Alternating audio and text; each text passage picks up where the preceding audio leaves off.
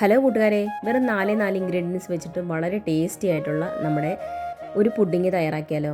ഒരു പഴവും ഒരു മുട്ടയും തൈരും ചോക്ലേറ്റും ഉണ്ടെങ്കിൽ നമ്മുടെ പുഡിങ് തയ്യാറായി. അപ്പോൾ അതെങ്ങനെ തയ്യാറാക്കേണ്ടത് നേരെ വീഡിയോയിലേക്ക് പോകാം.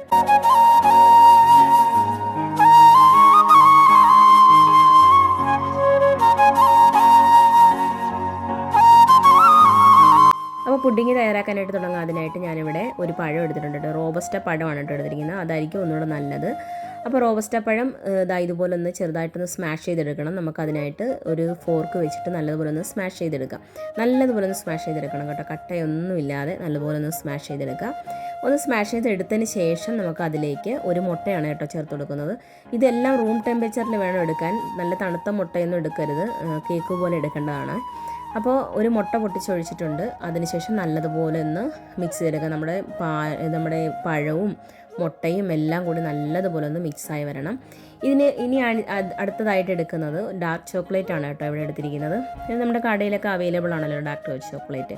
ഇത് അമൂലിൻ്റെ ഒരു ഡാർക്ക് ചോക്ലേറ്റ് ആണ് എടുത്തിരിക്കുന്നത്. അത് ഞാനിവിടെ എടുത്തിരിക്കുന്നത് 80 ഗ്രാമാണ് കേട്ടോ എടുത്തിരിക്കുന്നത്. ആദ്യമേ ഇത് ഞാൻ മൊത്തത്തിൽ എടുക്കുന്നുണ്ട്. ആദ്യമേ ഇതിനകത്തേക്ക് മിക്സ് ചെയ്യാൻ വേണ്ടി ഒരു 80 ഗ്രാം എടുത്തിട്ടുണ്ട്. ഇനി നമുക്ക് നല്ലതുപോലെ ഒന്ന് ഉരുക്കിയെടുക്കണം. അതിനായിട്ട് നല്ല ചൂടുവെള്ളത്തിൽ കുറച്ച് നേരം ഇത് വെച്ച് കൊടുത്താൽ മതി. കുറച്ച് നേരം കഴിയുമ്പോൾ നല്ലപോലെ ഉരുകി വന്നിട്ടുണ്ടായിരിക്കും. ആ ഉരുകി വന്നതിന് ശേഷം നമുക്കത് നമ്മുടെ ഈ മിക്സിലോട്ട് ചേർത്ത് കൊടുക്കണം. ഈ ഒരു പരുവത്തിൽ ഉരുകി വന്നാൽ മതി. ഇനി നമുക്ക് നമ്മുടെ പഴവും മുട്ടയായിട്ടുള്ള ആ മിക്സിലോട്ട് നമ്മുടെ ഡാർക്ക് ചോക്ലേറ്റ് ഉരുക്കിയതും കൂടി ചേർത്ത് കൊടുക്കാം. അതിനുശേഷം നല്ലതുപോലെ ഒന്ന് മിക്സ് ചെയ്തെടുക്കുക. ബാക്കി വന്നൊരു 30 ഗ്രാം നമ്മുടെ ഡാർക്ക് ചോക്ലേറ്റ് ഇവിടെ മാറ്റി ഞാൻ ഉരുക്കാൻ വേണ്ടി വെച്ചിട്ടുണ്ട് കേട്ടോ. ലാസ്റ്റ് ഇതിലേക്ക് മുകളിൽ ടോപ്പിങ്ങിന് ചേർത്ത് കൊടുക്കേണ്ടതാണ്. അപ്പോൾ അതവിടെ ഉരുക്കാൻ വേണ്ടി വെച്ചിട്ടുണ്ട്.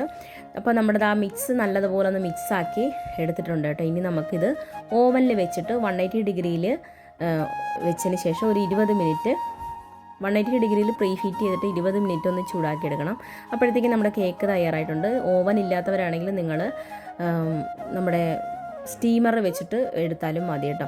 അപ്പോൾ നമ്മുടെ കേക്ക് നല്ലതുപോലെ ഒന്ന് സെറ്റായിട്ട് വന്നിട്ടുണ്ട്. ഒന്ന് തണുത്തൊക്കെ വന്നിട്ടുണ്ട്. അതിനുശേഷം നമുക്ക് അതിൻ്റെ മുകളിലേക്ക് ഗ്രീക്ക് യോഗട്ടാണ് കേട്ടോ ചേർത്ത് കൊടുക്കുന്നത്. ഗ്രീക്ക് യോഗട്ട് ഇല്ല എന്നുണ്ടെങ്കിലും കുഴപ്പമില്ല. കൊഴുപ്പ് കുറഞ്ഞ ഏതെങ്കിലും ഒരു തൈര്, കട്ട തൈര് വേണം ഉപയോഗിക്കാൻ. അധികം പുളിയില്ലാത്ത തൈര് വേണം ഉപയോഗിക്കാൻ. അപ്പോൾ അതും കൂടി അവിടെ ചേർത്ത് കൊടുത്തതിന് ശേഷം ഒരു അരമണിക്കൂർ നമ്മൾ ഫ്രിഡ്ജിൽ സെറ്റ് ചെയ്യാൻ വേണ്ടി വെക്കുക. അപ്പോഴത്തേക്കും നമ്മുടെ തൈരൊന്ന് സെറ്റായിട്ട് വരും. അതിനുശേഷം ഞാൻ നേരത്തെ എടുത്ത് വെച്ചിരുന്ന നമ്മുടെ ഡാർക്ക് ചോക്ലേറ്റ് അവിടെ ഉരുക്കാൻ വേണ്ടി വെച്ചിട്ടുണ്ടായിരുന്നു. അതും കൂടി ഇതിൻ്റെ മുകളിലേക്ക് ഒന്ന് പരത്തി കൊടുക്കാം. പരത്തി കൊടുത്തതിന് ശേഷം നല്ലതുപോലെ ഒന്ന് പരത്തി കൊടുക്കുക. ഒന്ന് ഫില്ലാക്കി വെച്ചതിന് ശേഷം ഇത് നമുക്ക് ഒരു 2 മണിക്കൂർ നമ്മൾ ഫ്രിഡ്ജിൽ വെക്കാം. ഫ്രിഡ്ജിൽ വെച്ച് കഴിയുമ്പോൾ ഇതുപോലെ നല്ല കട്ടിയായിട്ട് വരും കേട്ടോ.